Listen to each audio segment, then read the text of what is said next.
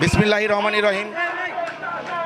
31 দফা তারেক রহমান কর্তৃক ঘোষিত 31 দফার যে কর্মসূচি দেওয়া হয়েছে, এখান থেকে আমাদের বার্তা একটাই সুস্পষ্ট, ক্লিয়ার।